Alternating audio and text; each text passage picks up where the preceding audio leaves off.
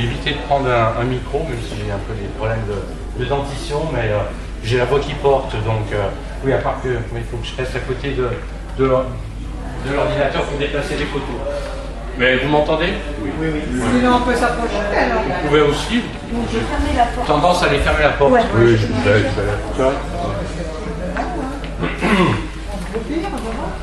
C'est comme vous voulez, mais... Ah, mais c'est vous, monsieur le chef, c'est vous le professeur. Oh bah non, je ne peux pas vous dire ce que vous avez à faire. Ah bah non, mais... Un petit coup d'eau. Suggérez. Je suggère que vous... Il n'y a aucun risque si vous approchez. Oui. Mais éventuellement, je peux attendre le micro s'il faut. Bon, donc je me présente un petit peu. Pascal Scarato, donc je suis architecte pas loin, je suis à Saint-Laurent-de-Chamousset. Donc ça fait... j'ai passé mon diplôme il y a 33 ans et j'ai passé mon diplôme sur le patrimoine en Pisé. Voilà, donc ça fait 33 ans qu'on est spécialiste du Pisé, donc je vous montrerai à l'occasion des réalisations qu'on a faites, et on peut s'interroger pourquoi est-ce qu'on s'intéresse au Pisé. Je pense qu'il y a des gens ici qui habitent dans des maisons en Pisé. Je vais vous montrer un patrimoine qui est énorme dans la région Rhône-Alpes. On ne va pas aller dans le monde entier parce que sinon on y sera encore ce soir. Je pourrais vous parler pendant des heures sur le Pisé, donc je vais essayer de faire assez simple, vous dire pour moi ce qui est le plus important, essayer de vous faire redécouvrir un patrimoine et puis surtout réapprendre à l'observer, parce que c'est le problème que je trouve, c'est qu'il y a plein d'idées reçues, donc je parlerai de ça, il y a plein d'idées reçues sur le Pisé, etc. Donc je vais essayer de vous changer un petit peu votre manière de voir les choses. Donc comme je disais, je peux parler pendant longtemps, mais on n'a pas beaucoup de temps, donc je vais essayer de faire court. Je ne sais pas combien de temps ça va prendre, mais donc j'ai 45, je crois, 50 diapositives, donc ça ira assez vite. Et puis plutôt à la fin, voilà, discuter, parce que j'aurais pas tout dit, puis j'imagine un peu vos questions, mais comme ça après on rentrera dans vos problématiques. Éventuellement, en guise de conclusion, j'avais trouvé comme idée de vous montrer quelques images en vous disant, c'est à vous de me dire en fonction d'un mur que vous voyez, ce que vous voyez, pour vous montrer comment vous observez les choses et comment moi je les analyse. Bon, juste pour présenter un petit peu donc on s'appelle Habiter, on est donc un cabinet d'architectes. On est en même temps sur Rhône-Alpes, en même temps sur Auvergne. On a 2 bureaux parce qu'il y a aussi du patrimoine en terre en Auvergne, et puis par hasard la région Auvergne et la région Rhône-Alpes vont fusionner, donc c'est très bien pour nous. Ça permet de montrer que le patrimoine en terre il est des deux côtés. Donc en 30 ans on a fait des centaines de réhabilitations de maisons, on a construit pas mal de bâtiments neufs en Pisé. On fait des maisons écologiques en paille, en bois, en briques, etc. Bon, voilà, donc je montrerai quelques exemples, c'est pas tout à fait le sujet d'aujourd'hui. Donc le sujet d'aujourd'hui, c'est le patrimoine. Je vais vous montrer un petit peu tout ce qu'il y a comme patrimoine en Rhône-Alpes. On peut estimer on pourrait parler en termes de bâtiments. On imagine qu'il y a peut-être 500 000 bâtiments en Pisé dans la région Rhône-Alpes. Mais moi, je parle plutôt en termes d'édifices, parce qu'il y a les maisons Pisé, les granges, les appentis et les murs de clôture. Donc on imagine qu'il y a peut-être 1 million de bâtiments d'édifices en terre dans la région Rhône-Alpes et Auvergne. Donc il y a quelque chose d'énorme qui est très mal connu. C'est pour ça que je commence un petit peu par ça. C'est vrai qu'on ne voit pas très bien, il manque un peu de lumière, mais souvent on regarde le patrimoine en se disant, on voit tout de suite des murs en terre et on se dit, la vision des gens, c'est vu qu'on voit de la terre, le bâtiment est dégradé. Je sais pas, c'est un peu une opinion. Dès qu'on voit de la terre, c'est dégradé. Or, c'est là la opération après, parce que je la montrerai un peu à la fin. Voilà un bâtiment qui est dans l'Ain, les deux d'ailleurs sont dans l'Ain. Un bâtiment Pisé, donc c'est une dépendance de fer, où il n'y a jamais eu d'enduit.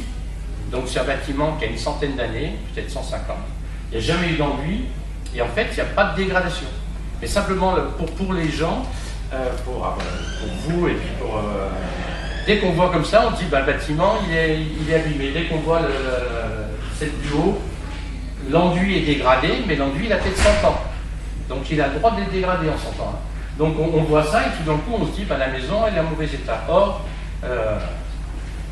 elle est là depuis 100 ans, et puis elle peut être là encore pendant longtemps. Donc, il faut donc changer un petit peu la vision qu'on a, et on va voir que du coup, il y a plein de bâtiments qui ont 100 ans, 200 ans, je vais vous montrer des bâtiments qui sont plus âgés que ça dans la région. Donc, je vais vous montrer du patrimoine rural. On est habitué à ça, mais je vais vous montrer qu'il y a beaucoup d'autres choses. Donc, on va faire d'abord, avant de rentrer dans l'analyse, je vais vous montrer un peu des beaux bâtiments pour vous montrer que le pisé, ça résiste bien. Alors bon, je commence un tout petit peu, je vais essayer d'expliquer ce que c'est que le pisé. Il y a peut-être des gens qui connaissent très bien, il y en a qui ne connaissent pas. Donc, c'est pour ça, voilà, un mur de clôture. On prenait la terre sur place, on n'allait jamais la chercher dans une carrière, parce que c'est une telle masse à déplacer, que la terre était toujours prise sur place. Alors si vous allez à Limonest, par exemple, dans les monts d'Or, Limonest, ça vient du mot limon. Ça veut dire que le sol était en sable, et on a fait du pisé avec du sable, donc argileux. Je ne rentre pas trop dans les détails. Donc on peut avoir des mauvais pisés, parce que ça vient de la terre qui peut être très fragile. Donc, par exemple, dans les monts du Lyonnais, vous allez à la côte Saint-André, on est habitué, c'est les alluvions glaciaires qui sont déposées, donc il y a des galets. On a là-bas des pisés qui sont comme du béton. Et juste pour dire, le pisé, c'est l'ancêtre du béton. Juste pour vous expliquer, le pisé est constitué d'argile, de sable et de gravier, éventuellement de cailloux, mais donc argile, sable, gravier. Et quelqu'un un jour a remplacé l'argile par du ciment. Et il a inventé le béton. Alors pourquoi on a inventé le béton? Parce que l'argile, on connaît bien, hein, si on mouille de l'argile, ça fissure, ça fond. Donc c'est pour ça, c'est quelque chose qu'on appelle réversible. Donc on a remplacé cette argile par du ciment qui lui est beaucoup plus dur. Voilà, donc on prend de la terre locale sur place, on la met dans, je simplifie, on la met dans un coffrage. Donc voilà un exemple de coffrage. Donc on le voit très bien sur ce mur. Le coffrage fait grosso modo 1 mètre de haut et à peu près 2,50 m. Alors c'est extrêmement variable. Donc on a un coffrage, donc on voit là. On met le coffrage et on met de la terre dedans et on dame avec un pisoir. Pisaré en latin, ça veut dire damer. Donc ça veut dire qu'on dame. C'est pour ça que le pisoir, on l'appelle aussi demoiselle. Donc on dame de la terre dans un coffrage, on décoffre tout de suite, on le déplace et on fait le mur suivant, etc. Quand on a fini toute la maison, on remonte dans le sens. Je ne rentre pas trop dans les détails, mais donc voilà, là on est dans la Loire, hein, près de Boin, un pisé qui n'a jamais été enduit. Et pourtant la terre, elle n'est pas bonne, elle n'est pas très bonne dans la plaine du Forêt, elle est très sableuse. Et pourtant on a des pisés qui résistent très bien. Je me coupe en disant, si vous avez des questions éventuelles, vraiment quelque chose qui vous titille, hein, ou une réaction, vous pouvez me demander, voilà, mais il y aurait plein de détails expliqués. Je pense qu'en 1 heure de temps, on n'aura pas le temps de tout faire. Donc voilà les petits bâtiments. Hein, on ne peut pas dire que ce soit un petit bâtiment. Hein. C'est un bâtiment qui est dans l'Isère, près de... après la Tour du Pin. Bâtiment absolument magnifique. Donc, qui n'a jamais été enduit, avec une toiture donc typique des terres froides. Voilà, bâtiment absolument magnifique. Si ce n'est des petits détails que j'ai détectés, mais on va. Donc, ça c'était pour montrer plein d'exemples de patrimoine rural. Donc, les fermes, les murs de clôture, des chapelles, des églises. On a donc, on aurait une somme de bâtiments phénoménale à montrer. Alors, le pisé n'est pas que dans les fermes et dans les villages, il est aussi en ville. Donc, dans Lyon, vous avez beaucoup de pisés, et notamment la demi-lune, la place de la demi-lune, qui est pourtant rond, c'est du pisé qui est rond. Toute la place était faite. Le centre de Montbrison, puisque voilà, on avait écrit un bouquin, et donc j'avais étudié Montbrison, tout le centre de Montbrison est en pisé. Et voilà un exemple donc, de pisé, alors très, très récent, c'est à côté de Lyon. Mais voilà, on a des pisés qui datent de la fin du 19e siècle. Donc du pisé urbain, alors ça, j'avais peur de l'avoir oublié celle-là, mais c'est vraiment un exemple, pas régional mais local, puisqu'on est dans la région. C'est après Bellegarde-en-Forêt, avant d'arriver à Montrond. Vous avez sur la gauche donc un domaine où il y a des bâtiments absolument magnifiques. Il y a deux bâtiments, donc là on voit celui de droite, voilà, on voit le bord et le bâtiment de gauche. On a deux bâtiments où on a déplacé 3000 m3 de terre pour faire des bâtiments. Donc c'est des bâtiments absolument exceptionnels, en plus qui n'ont jamais été enduits. Donc alors j'ai eu des cartes de japonais, télévision américaine, à qui j'ai montré ces bâtiments. C'est vraiment exceptionnel. C'était vraiment fait par un architecte, parce que c'est l'entrée d'un domaine et la maison bourgeoise au fond est en pisé aussi. Mais les bâtiments sont très symétriques. Il faudrait que je rentre dans tous les détails, mais toutes les ouvertures ont été refaites après. Il y a une symétrie. Alors, ce qui est étonnant, c'est que vous avez un bâtiment central. Je me mets ici parce que là, c'est un peu haut. En fait, c'est une grange, mais c'est construit comme si c'était un bâtiment, on va dire un peu bourgeois. Ce qui est étonnant, c'est que là, on ne voit peut-être pas bien, mais là, on voit le pisé. En fait, on a découpé une fausse ouverture juste en B, et on a le pisé d'1 centimètre plus loin. Là, c'est un oculus, on voit le pisé. Et ce qui est amusant, c'est que là, si vous voyez à droite, il y a 3 ouvertures. Il y en a une grande au milieu, c'est pour rentrer le foin, et ça, c'est une fausse ouverture avec un faux volet. Vous avez un volet et derrière pisé. Donc il y a une recherche complètement étonnante, et il y a eu des bêtises de fait, mais c'est des bâtiments qu'il faut aller voir. D'autres petits exemples de patrimoine, donc en Auvergne, ça c'est une cité ouvrière à droite. À gauche, le prieuré de Montverdun. Le patrimoine du Forêt, c'est vraiment exceptionnel, donc je l'ai pas mal étudié. Le prieuré de Montverdun, l'intérieur est en pisé et date du XIIIe siècle. Donc quand on me parle, c'est pour ça qu'après j'ai rentré dans la durabilité du pisé, ce qui est une question voilà, qu'on peut se poser, c'est qu'on a un matériau qui est que de la terre, qui, à première vue, moi je dis, là, ça vaut rien. Si vous prenez de la terre, si vous la mettez dans l'eau, si vous la mettez à l'appui, au bout de pas longtemps, il n'y a plus rien. Et ce qui est étonnant, c'est qu'on a des bâtiments du XIIIe siècle. Donc c'est là qu'on pourra s'interroger pourquoi ça résiste. Le château de la Bâtire d'Urfé, premier château Renaissance de France, est en pisé. La salle de la Diana à droite, qui est à Montbrison au XIIIe siècle, est en pisé aussi. Voilà un petit peu pour vous relativiser un peu le patrimoine. Alors, on fait un gros saut dans le monde entier. Si on devait parler du patrimoine en terre dans le monde entier, on estime à 1/3 de l'humanité qui vit dans des maisons en terre. Donc voilà, il y a quelque chose d'exceptionnel. Donc le Maroc, la muraille de Chine est faite, il y a des centaines de kilomètres qui ont été faits en terre. Et après recouvert de pierres pour faire des parements, mais l'intérieur est en pisé. Le Maroc, dont toutes les villes impériales sont en pisé, etc. Il y aurait l'Alhambra en Espagne, il y a beaucoup de pisé en Espagne. C'était juste une petite aparté. Donc, voilà la question patrimoine terre. Pourquoi est-ce qu'il est durable et pour un matériau qui est fragile. Mon schéma il n'est pas terrible, mais le suivant c'est un petit peu meilleur, donc je reviens un peu. Voilà, on a étonnamment un matériau qui résiste quand il est dans un bâtiment. Donc c'est pour ça que le titre de ma conférence c'est une architecture, c'est pas parce que je suis architecte, mais je prends le sens architecture dans le sens, par exemple on parle de l'architecture d'un roman, c'est-à-dire la structure, l'organisation d'un roman. Ben moi je prends le terme architecture dans ce sens-là, c'est l'organisation d'un bâtiment qui va faire qu'il est protégé. Et donc c'est là qu'il faudra aller voir les points particuliers qu'il faut protéger et non pas par exemple les façades. Je vous montrerai que c'est pas au niveau de la façade que se pose le problème. Je vais peut-être un peu vite si... Bon, donc j'ai fait ce petit schéma, parce que j'ai fait beaucoup de schémas, j'ai la chance de vous dire après, le fait d'être expert auprès des tribunaux, ça me permet d'être payé à réfléchir. Donc du coup je réfléchis, je fais des schémas, je fais des fiches. Donc j'ai fait un petit schéma pour montrer que c'est un ensemble global. Il ne faut vraiment pas pas regarder les maisons. C'est comme, il ne faut pas se fixer sur le matériau, c'est ce que je vous montrerai après. Il faut se fixer sur un ensemble, c'est-à-dire l'environnement, c'est important.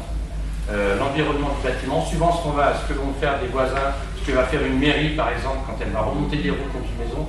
L'environnement, c'est une chose qu'il faudra avoir. Et après, donc c'est un système de protection. Donc, La chose sur laquelle je vais insister plus que devant, c'est la protection basse.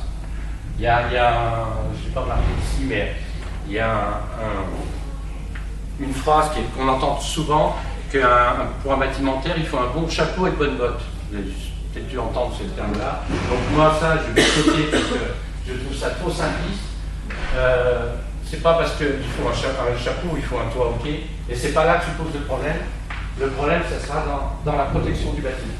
Le reste, eh ben, on a construit, j'ai essayé de faire quelque chose d'assez concentré au niveau du schéma. Il faut que le pisé soit bien réalisé, donc la mise en œuvre, il faut qu'on choisisse un petit peu la terre malgré qu'on prenait la terre locale. Il faut bien éventuellement mettre une peau, mettre un enduit comme il faut. Architecture constructive, j'insiste un petit peu là-dessus parce que quand on voit peut-être le bâtiment d'avant, les bâtiments étaient très simples, c'est pas pour rien. S'ils faisaient des bâtiments simples, primo d'abord parce que les coffrages faisaient qu'on avait des murs droits, mais on peut faire des murs courbes, hein, il y a des bâtiments. Mais c'est surtout qu'il n'y avait aucun, très peu d'éléments qui ressortaient du bâtiment. Si vous allez mettre, vous regarderez un peu plus à partir de maintenant, il y a très peu d'escaliers extérieurs, ou si il y a un escalier extérieur, il est couvert par un toit, il n'y a pas de balcon extérieur, il n'y avait pas de choses qu'on voit dans beaucoup d'architecture où il y a des choses compliquées. S'il n'y a pas de choses compliquées, c'est parce que dès qu'on a des choses compliquées, on va avoir des infiltrations d'eau. C'est là qu'il va y avoir des problèmes. Donc l'architecture en pisé, elle est très logique, elle est très compacte, et c'est pour ça que quand on va modifier un bâtiment, il ne faut pas aller faire n'importe quoi. Voilà des petits exemples de détails. Voilà, on voit beaucoup ces bandes de chaux. J'appelle ça des cordons de chaux. C'est simplement un joint de coffrage. C'est surtout pas. Il y a des gens qui pensent que c'est une structure qui tient les murs. Pas du tout. C'est un petit joint en surface qui peut être différent. Il y a plein de détails. Voilà. Les ouvertures étaient protégées parce que c'était l'endroit où il y avait de l'érosion. On venait taper avec des engins. C'est l'endroit qui porte l'ouverture, donc les ouvertures étaient protégées par d'autres matériaux. Voilà, les angles, par exemple, on a ces cordons de chaux en angle parce que la pluie et le vent venaient éroder les angles. Donc on avait une petite protection. Donc tout était réfléchi pour protéger un matériau qui était fragile. Si on faisait des erreurs, et ben on va voir ce que ça va donner après. Le joint de chaux, c'est juste. Il est juste en surface. Ah bon, il n'est pas sur la lame? Jamais. Ou exceptionnellement une fois, parce que quand on a construit le pisé, tout d'un coup, il s'est mis à pleuvoir, donc le pisé était abîmé. Quand on a ratéqué le lendemain, éventuellement, on mettait un petit peu de chaud, mais jamais. Donc c'est vraiment en fait, c'est un joint de coffrage. Je peux le redétailler, mais quand on remet le coffrage du dessus, il ne faut pas que la terre vienne glisser entre le coffrage, donc on fait un petit joint à la chaux de chaque côté. Voilà, c'est juste. Donc dans cette figure, c'est pas à gauche, en haut à gauche. Si, ça fait 5 cm d'épaisseur. D'accord. Voilà, c'est juste. Alors, il y a une autre fonction, c'est que, donc là c'est clair que c'est dans l'angle, c'est fait pour protéger l'angle. Et par exemple, quand vous en avez beaucoup comme ça, l'intérêt c'est que si vous allez faire un enduit à la chaux, je vous le dirai après rapidement, mais le seul enduit qu'on peut mettre, c'est un enduit à la chaux, éventuellement un enduit à la terre, mais surtout pas l'enduit ciment. Et comme, même si c'est de la chaux est un peu plus dure que la terre. Donc si vous mettez de la chaux sur de la terre, ça peut avoir tendance petit à petit à partir, au bout de 50 ans. Donc comme vous avez beaucoup de bandes de chaux, en fait, la chaux va venir coller sur la chaux. Donc ça sert en plus pour tenir un enduit à la chaux. D'accord. Mais pourquoi ces petits trous là, ça m'interpelle, pourquoi il y a des trous comme ça? Alors ça, si vous vous rappelez, tout à l'heure je vous ai dit, c'est un coffrage. Ouais. Le coffrage, c'est un peu comme un coffrage à béton. On met un coffrage de chaque côté et on est obligé de mettre des bois pour le tenir. Voilà. Donc dans les granges, c'était pas fait bouché, mais dans l'habitation, bouché. Ça sert d'échafaudage aussi, non? Non. Est-ce que à la construction, ils mettaient... normalement, non. Normalement, il y avait un échafaudage, parce qu'il fallait monter beaucoup de terre, donc il fallait un échafaudage. Et le pisé, quand vous le réalisez, vous pouvez décoffrer tout de suite, parce que comme la terre est damée, elle est assez compacte, mais on ne peut pas marcher dessus. Donc si on avait quelque chose qui sert d'échafaudage, à mon avis, ça casserait sur le côté. Donc, j'ai montré voilà, qu'il y a plein d'éléments dans le patrimoine qui font que le bâti est protégé. J'en arrive donc à ce que j'appelle la pathologie majeure du pisé. Il y a vraiment quelque chose que je l'ai appelé cette pathologie majeure parce que c'est celle qui crée le plus de sinistres. C'est celle qui est le moins repérée par les gens. Donc c'est vraiment sur ce point que j'insiste lourdement. Donc, on voit très bien sur ce bâtiment un pisé parfait. C'est dans le Bas-Dauphiné, c'est vers Saint-Étienne-de-Saint-Georges, vers l'aéroport de Grenoble. On a là-bas des très bons pisés. J'ai pisé, c'était presque du béton. Donc on voit, il est en très bon état. Et donc le seul endroit où il va y avoir des risques de problèmes, je n'ai pas osé vous mettre trop de problèmes après, parce que j'aurais pu vous en montrer beaucoup, mais le seul endroit majeur qu'il faut repérer, c'est la partie de pisé qui est juste au-dessus d'un soubassement. Pourquoi est-ce qu'il y a ce soubassement? C'est le petit schéma qui est ici. On a dans toute maison ancienne, en pierre, en pisé, et puis dans une maison neuve aussi, on a l'eau du ciel qui tombe et qui remonte par capillarité. Voilà. Donc cette capillarité, il ne faut surtout pas qu'elle arrive au pisé. Le pisé, par principe, il est sec. Quand quelqu'un dit que le pisé est humide, c'est une grosse erreur.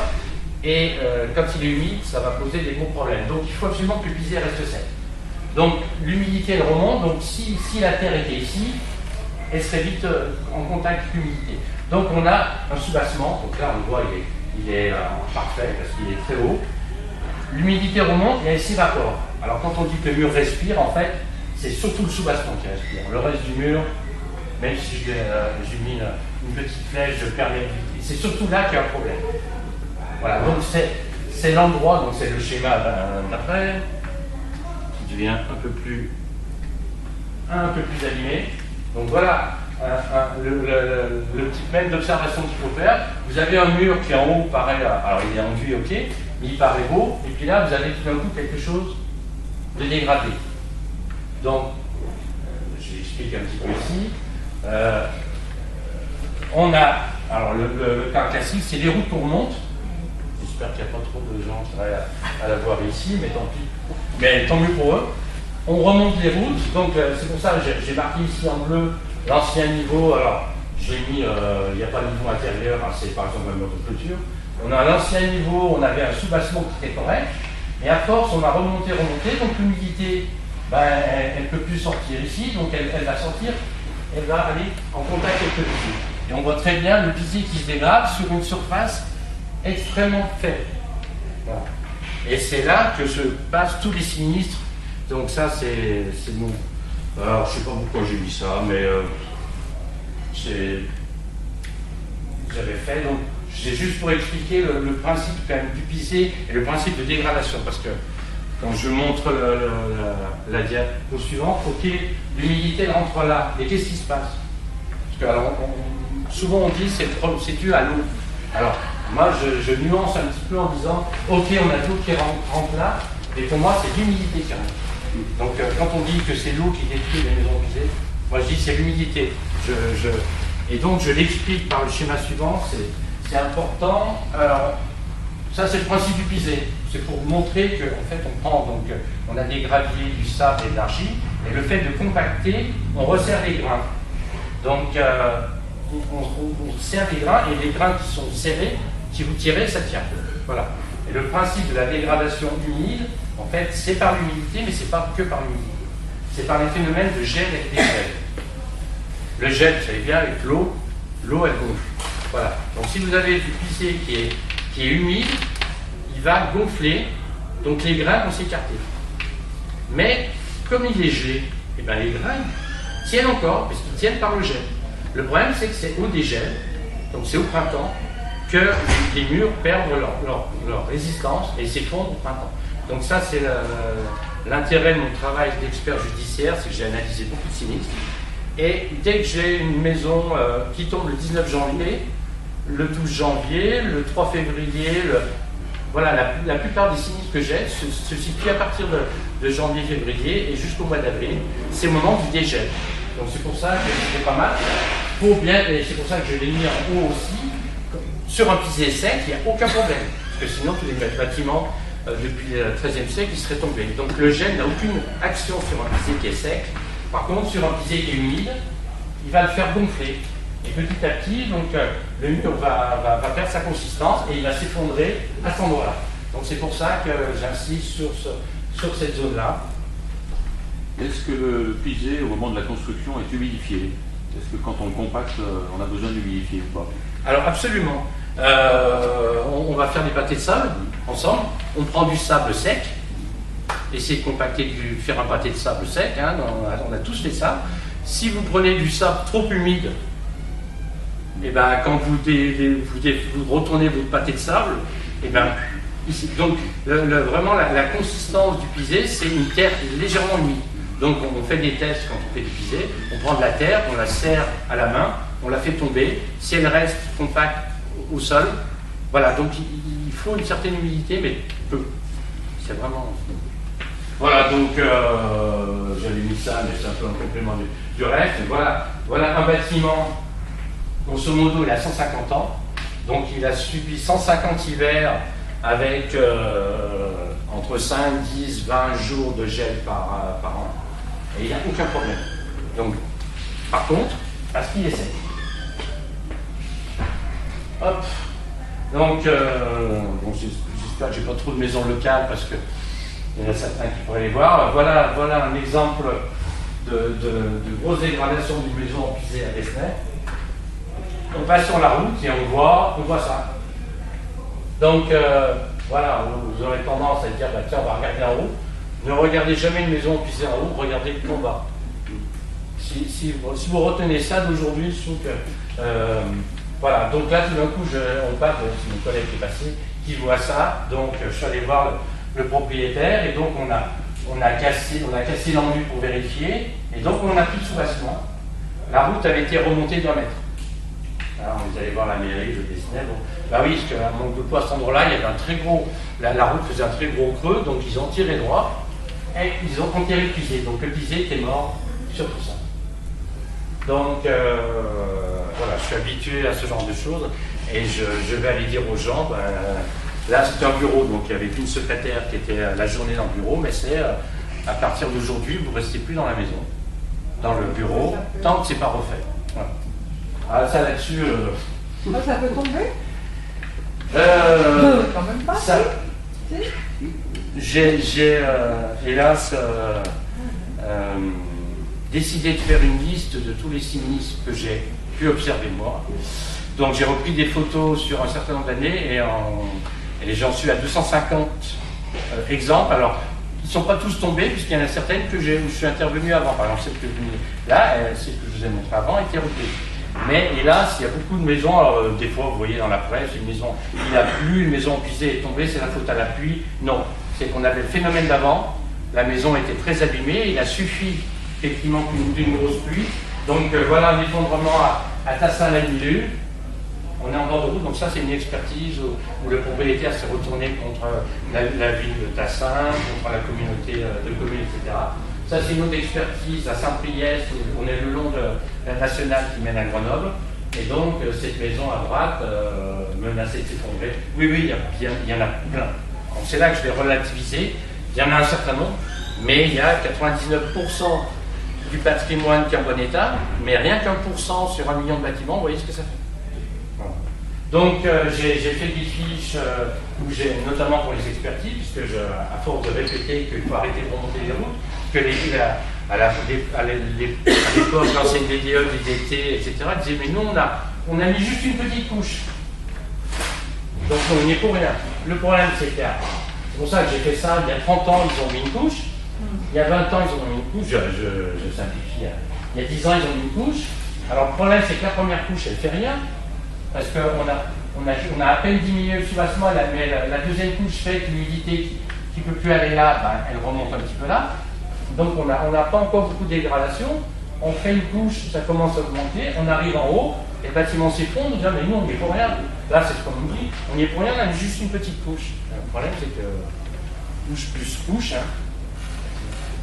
Donc voilà, alors bon, je ne m'en rappelle plus que j'en avais mis du temps, mais j'en vois. Bon, alors, donc, voilà, là, c'était la grosse pathologie sur laquelle je pense que c'est important que vous regardiez les maisons pisées en partie basse. Ça, c'est un petit schéma que j'ai fait pour montrer d'autres pathologies qu'on peut retenir, et surtout la manière d'approcher une réhabilitation. Maintenant, on a des artisans qui ont des gros engins, j'ai fait un gros engin, on a des fers, on a du béton, on sait tout faire, si je puis dire. Manque de peau, si on ne s'adapte pas à un bâtiment qui est en mauvais état, on va faire des dégâts aussi.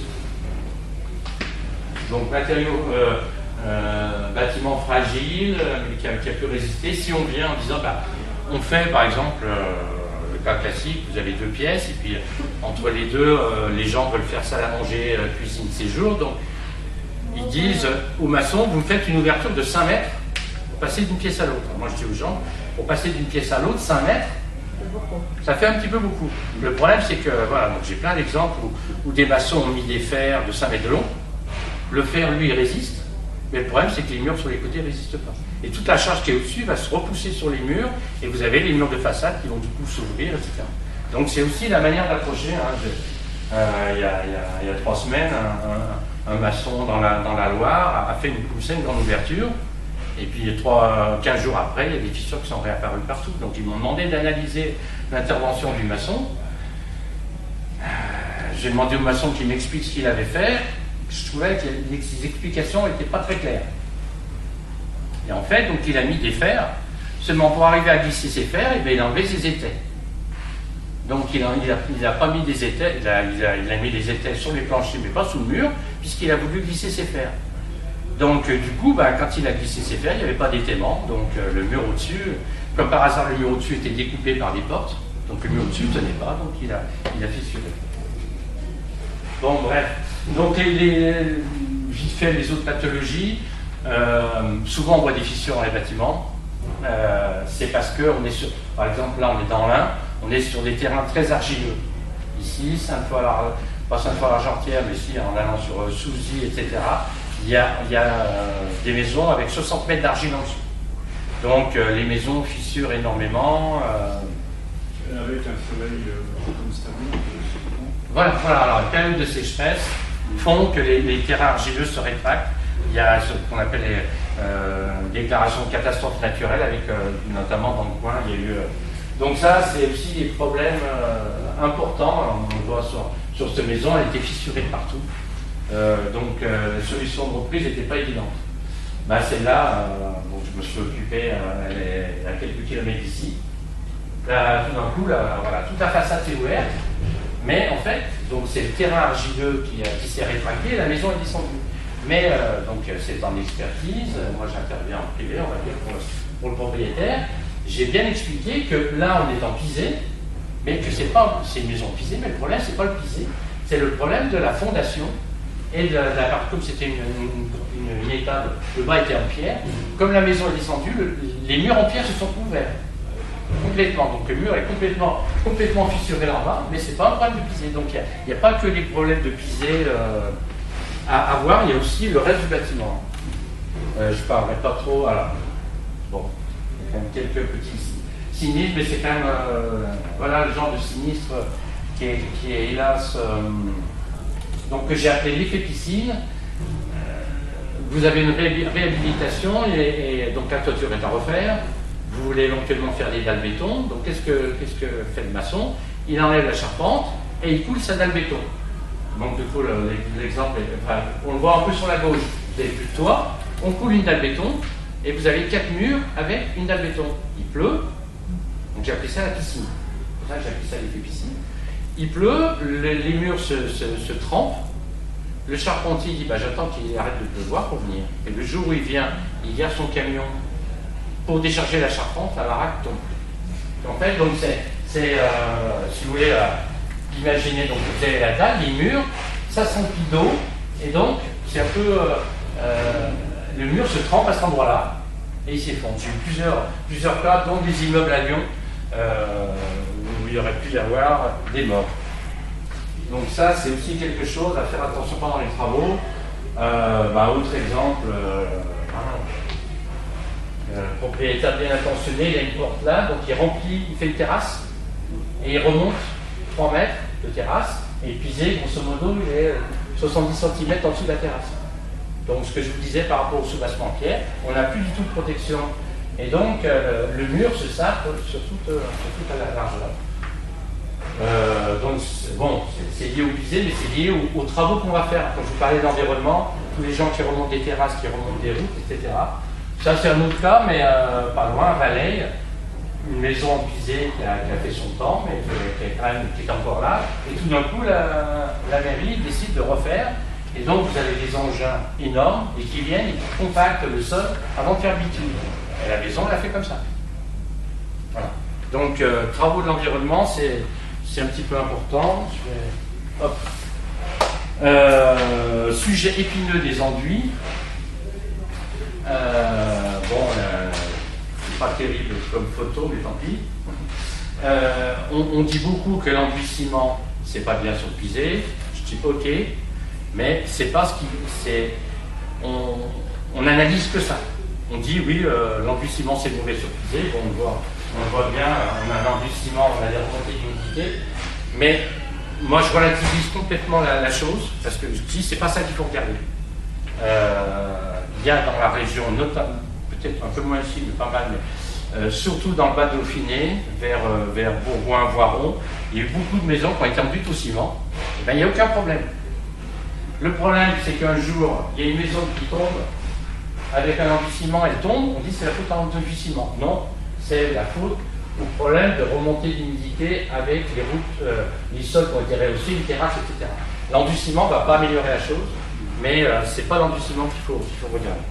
Alors, jamais je vais aller dire qu'il faut faire un enduisement, il faut faire des enduits à la chaux, puisque l'enduit à la chaux est beaucoup plus perméable à la vapeur d'eau qui doit sortir du mur.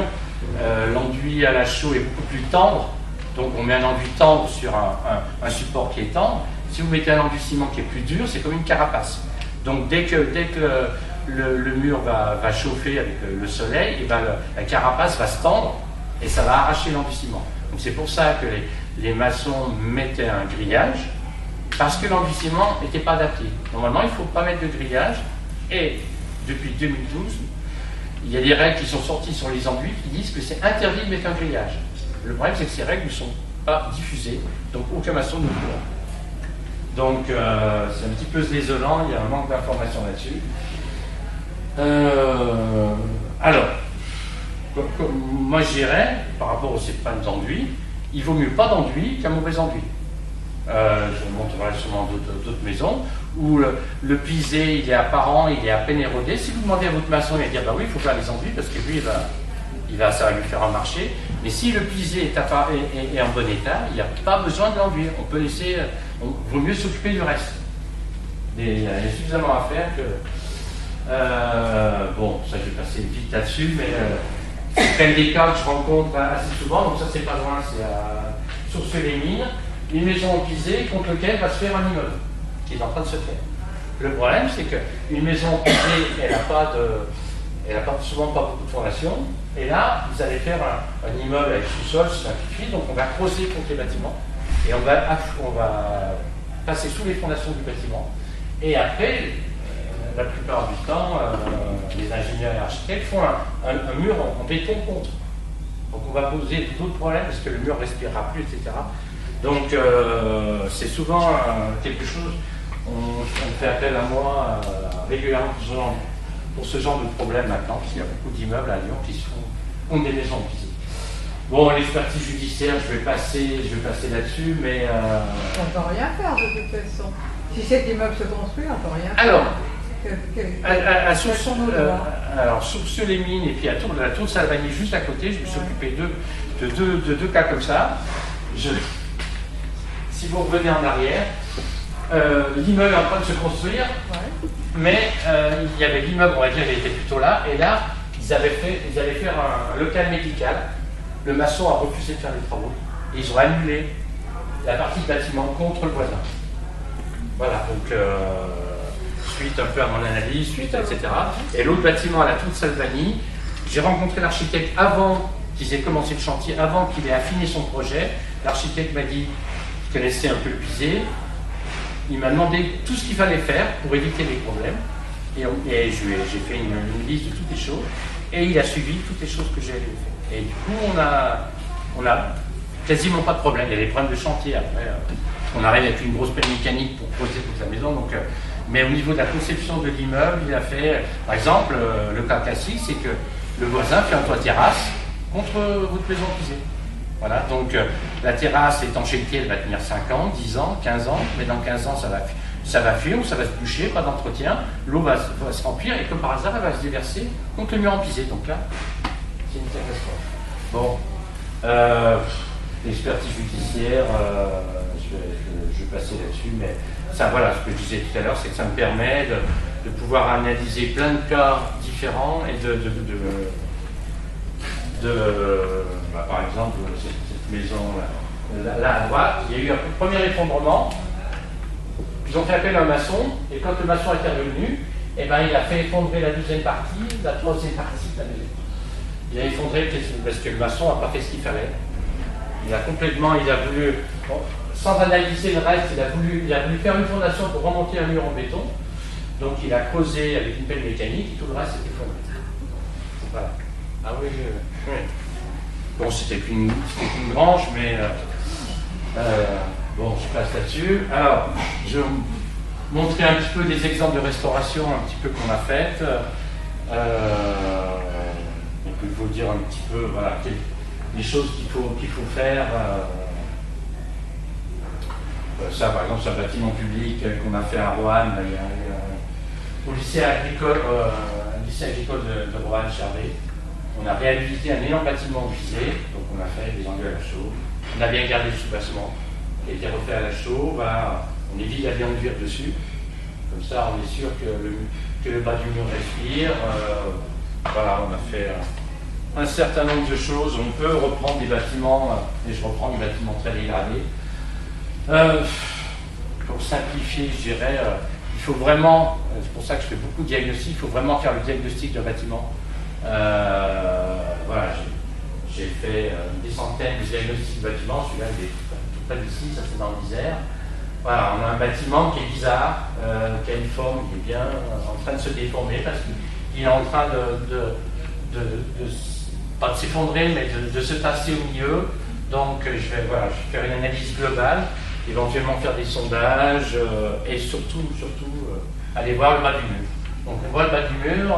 Comme par hasard, il s'est dégradé. Donc, qu'est-ce qu'ont fait les gens? Ils ont refait un endurcissement sur le bas du mur. Donc, il y a de l'humidité. Et ça, mon père était maçon et il ne connaissait pas le pisé. Je lui dis, qu'est-ce que tu ferais sur un mur en pisé? Ben, c'est fragile, donc je mets du ciment. C'est un peu la logique qui était bon, pourquoi pas, manque de peau, l'endurcissement va bloquer un peu plus l'humidité, donc l'humidité va remonter plus haut. Donc la première chose à faire, c'est apprendre à observer son bâtiment. On va voir un bâtiment comme ça, on va dire mon Dieu, il est dans un sale état, parce qu'il n'est pas entretenu, mais il n'y a pas tant de choses à entretenir. Il est dans son jus d'origine, mais il n'est pas si dégradé que ça. Donc il faut apprendre à regarder, relativiser les choses. Il n'y a jamais eu d'enduit. En plus, on a un débord de toit qui fait 1,50 m, donc on n'a aucun risque. Aucun risque.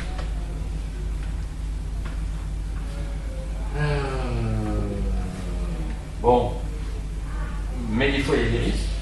Donc, par exemple, la création d'une ouverture va me permettre de remonter de la maçonnerie sur les côtés. Si on a un mur qui est abîmé, on remonte de la maçonnerie pour faire des portes, éventuellement des fenêtres, et cette maçonnerie va nous soutenir nos murs. Voilà, donc j'essaie d'être un peu intelligent, ça m'arrive, de dire, ok, on doit faire des aménagements, profitons-en pour les faire aux endroits dégradés. J'ai eu le cas comme ça, un bâtiment, une petite partie qui s'était effondrée à Saint-Cyr-au-Mont-d'Or. On avait un bout de mur qui était abîmé. Les gens avaient leur cuisine derrière, qui n'avait pas de fenêtre sur cette face sud. Ils avaient une fenêtre côté rue, mais pas côté sud. Je leur ai dit, vous avez une partie qui est abîmée.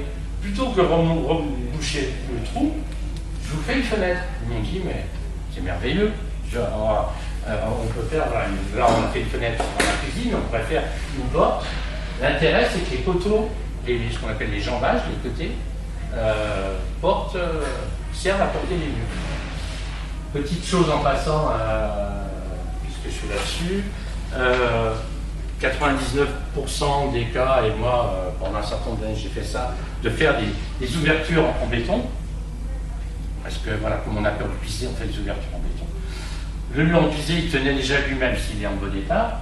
Ça ne sert à rien d'aller faire des ouvertures en béton. Et le problème du béton, c'est que c'est beaucoup plus dense, donc ça fait un pont thermique. Donc c'est pour ça que j'ai dessiné des briques.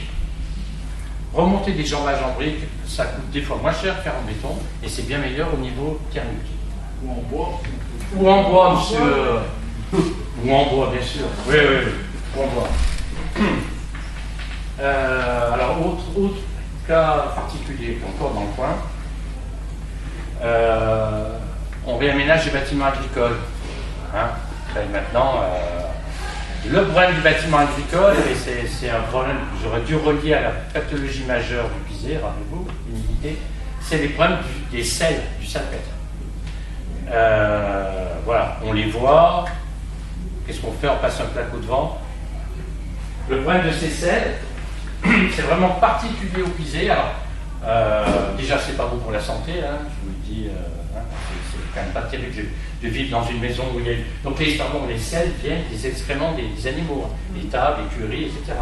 Donc, tous les excréments se sont mis dans le sol, remontent avec l'humidité, et en cristallisant, on a des sels. Voilà, donc là, un bel exemple. Le problème dans un bâtiment agricole comme ça, c'est quand ça reste dans la pierre, il n'y a pas de risque structurel, et quand ça arrive au pisé, ça ronge le pisé complètement. Donc, même si vous avez un soubassement qui peut être assez haut, vous allez, si le salpêtre remonte avec l'humidité, il va ronger le pisé. Alors, je ne sais pas, vous regarderez, le pisé perd complètement sa consistance. Donc, il faut faire bien attention quand on réaménage un bâtiment agricole en habitation, c'est qu'il n'y ait pas trop de salpêtre, et s'il y en a, de l'enlever. Voilà.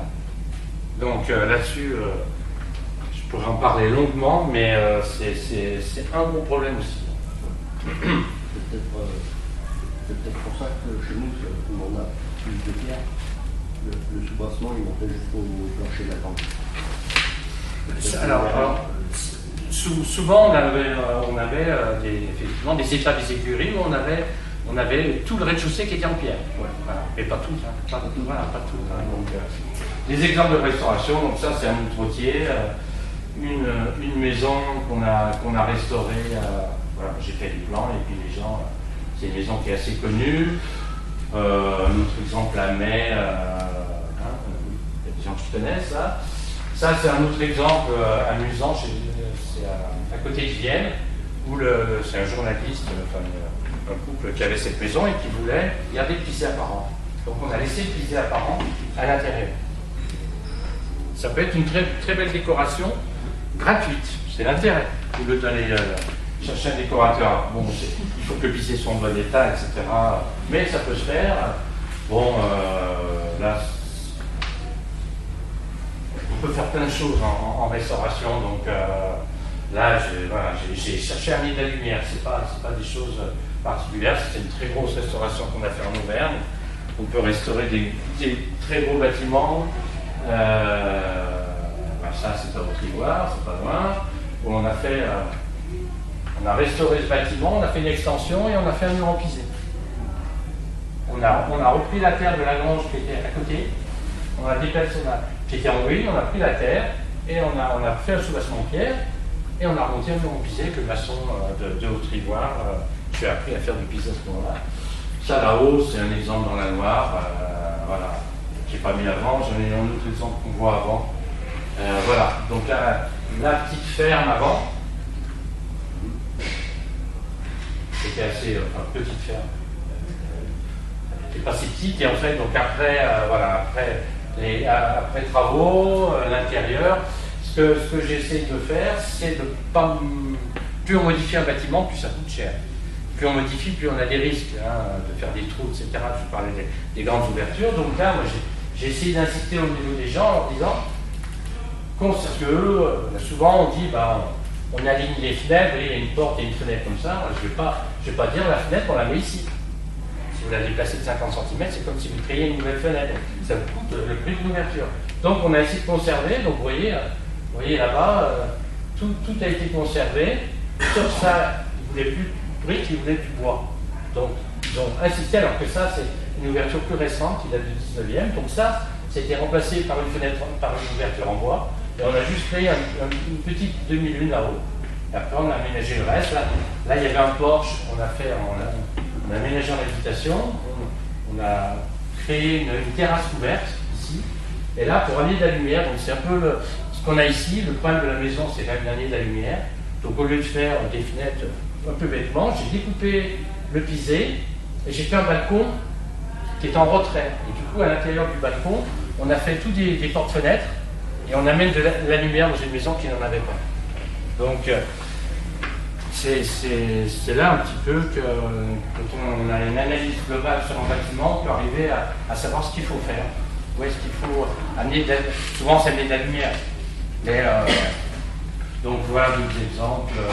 Bon ça c'est un petit peu autre chose, mais tiens, j'ai mis un merci, mais c'était pas fini. Peut-être que j'ai fini. Non, juste pour vous montrer quelques exemples de bâtiments neufs, j'ai parlé de patrimoine, on pourra en parler des heures, mais on peut faire des constructions neuves. Donc ça c'est une salle polyvalente qu'on a fait en Auvergne, il y a déjà plus de 15 ans. Ça c'est une salle des fêtes qui a été faite dans l'Ain, Reims.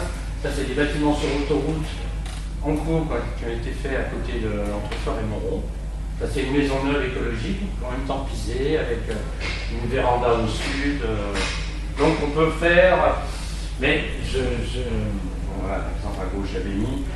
Pour le problème de la construction neuve en terre, pour moi c'est anecdotique, c'est pour ça que j'en parle très peu. On en parle souvent en disant voilà c'est un matériau d'avenir. Oui, parce que le matériau il ne coûte rien, vous l'avez sur place, vous posez les fondations, vous posez la cave, vous prenez la terre, vous pouvez faire du pisé. Le problème c'est le coût de la mise en œuvre, malgré que le matériau soit local, il y a peu d'entreprises, donc du coup elles ont des prix assez élevés. Et le problème c'est le niveau thermique par rapport aux normes actuelles. Le pisé ne passe pas. Pour un bâtiment ancien, alors, on pourrait parler d'isolation thermique, je vais éviter, parce que vous allez en parler à 10 personnes spécialistes de la clé, ils vont avoir 10 avis différents, donc le mien, je veux pas, on peut en parler après, en question après, mais voilà, c'est un sujet assez épineux, l'isolation du pisé.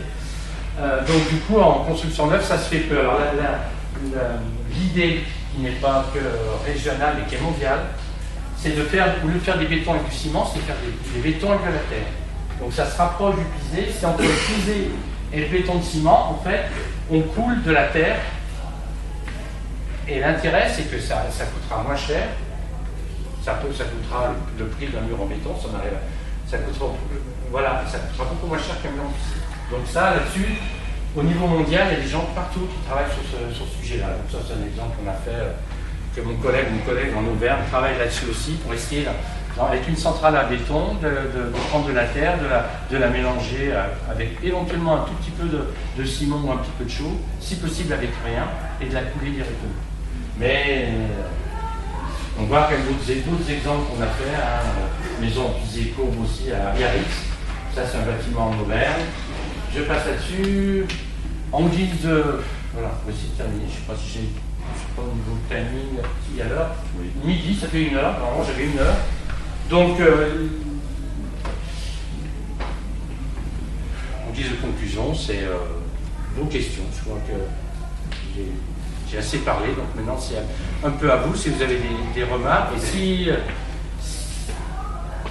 ça vous amuse, je ne sais pas quoi, éventuellement, j'ai mis comme ça des photos, et puis vous me dites ce que vous voyez, et puis si ça vous dit ou pas. Mais oui, j'aurais une question sur les bâtiments anciens, chez le cas personnel. On voit souvent un problème de liaison à l'angle, entre le mur de façade et le pignon par exemple, ouais. Avec des problèmes de fissuration, etc. Comment ça se fait et comment traiter ça? Donc j'ai montré tout à l'heure une photo avec une fissure, avec l'escalier là-bas, une fissure. Un mur, un bâtiment pisé pèse un poids énorme. Hein. Donc souvent, les gens avant, ils avaient une pelle ou une pioche pour creuser les fondations. Donc les fondations sont très faibles. on est sur des terrains, on va tout d'un coup rapporter une masse très lourde, donc les premières années, le bâtiment se tasse. Enfin, le sol se tasse, pas le bâtiment, le sol se tasse. Donc, imaginez, on a un mur qui va bouger dans un sens, un mur qui va bouger dans l'autre sens, donc on a très souvent l'angle qui s'ouvre. Voilà. Ça, voilà, donc ça c'est une première chose. Alors, si on a une fissure qui fait 1 cm d'épaisseur, je considère que c'est pas grave. L'autre chose qu'il faut absolument voir, j'ai pas tout dit, mais normalement un mur en pisé fait grosso modo 50 cm en bas et grosso modo 40 en haut. L'intérêt c'est que, donc on va dire le mur grosso modo il est comme ça. L'intérêt c'est que son centre de gravité est plus bas. Donc il a une meilleure stabilité. Et puis deuxièmement, ça fait moins de matière à monter en haut, donc il se fatigue un petit peu moins. Donc il faut vérifier si votre mur il penche vers l'intérieur. Je regarde que l'extérieur du mur. Si votre mur il penche vers l'intérieur, là il n'aura aucun problème de stabilité, puisque avant qu'il fasse ça, il faudra vraiment. Donc il faut vérifier. Donc moi j'ai toujours tendance à être usé et sale au niveau des épaules, parce que première chose que je vois, c'est le bas du mur et puis la stabilité. Donc je regarde son fruit. Si votre mur il est comme ça, voilà. Donc il faut vérifier si il a encore un petit peu de fruit, et ça dépend aussi de sa hauteur, etc. Donc après, on peut aller éventuellement faire j'appelle ça des agrafes, des chaînages intermédiaires qu'on fait en béton ou en bois. Voilà, on en a fait il n'y a pas longtemps sur une grosse maison. Le maçon m'a dit plutôt que les faire en béton, je les fais en bois. Donc on avait une très grosse fissure verticale au milieu de la façade. Donc on a saigné grosso modo 20 cm par 20 cm sur 1 mètre de chaque côté, et on a mis un morceau de chaîne avec des clous qu'on a noyé dans le pisé pour liaisonner, un peu comme une agrafe, un peu pour liaisonner. Alors ce qu'on voit souvent, c'est des liaisons mécaniques avec des tirants métalliques. Oui. Quelle est sa valeur? Et généralement, c'est ancien. Oui, tout à fait. Il y a plein de tirants métalliques.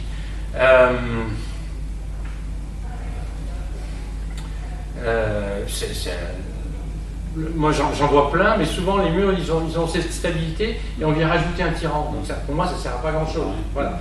Et s'il est comme ça, le tirant, pour le retenir, alors souvent, on avait parfois des contreforts. On rajoutait des contreforts à l'extérieur. Moi, j'espère que personne ne va hurler si je dis qu'on peut mettre du béton à l'intérieur. Donc, autant je suis contre les endurcissements, autant par exemple, un exemple, chez moi, mais chez d'autres, j'ai 2 murs qui font comme ça chez moi. Et j'avais, c'était un petit peu plus grand, j'ai fait faire une dalle béton à l'étage qui me sert d'aménagement. Donc l'intérêt c'est que c'est pas un surcoût, et cette dalle béton est ancrée avec des tirants, mais juste sur l'épaisseur de la dalle. Donc l'intérêt de la dalle, c'est qu'elle reprend ces 2 murs, elle est liaisonnée avec le troisième mur, donc on fait un liaisonnement, donc c'est un peu au niveau 6, comme au niveau 6. Donc on peut reprendre, il faut voir si voilà, c'est évolution, s'il y a grosse fissure, etc. Mais c'est pas... Vraiment pas. Des fissures anciennes, mais bon, je les vois régulièrement sur d'autres bâtiments d'ailleurs. C'est après quand on va faire des travaux. Voilà, quand on décide de faire une grande ouverture sur 2 murs qui ne sont pas liaisonnés, c'est là qu'on peut avoir des risques. Pas d'autres questions? Si, est-ce que Pardon. Est-ce qu'on peut en parler un peu quand même de l'isolation à l'intérieur? Moi j'habite une maison en Pisay et on a doublé avec une plateforme le mur côté droit.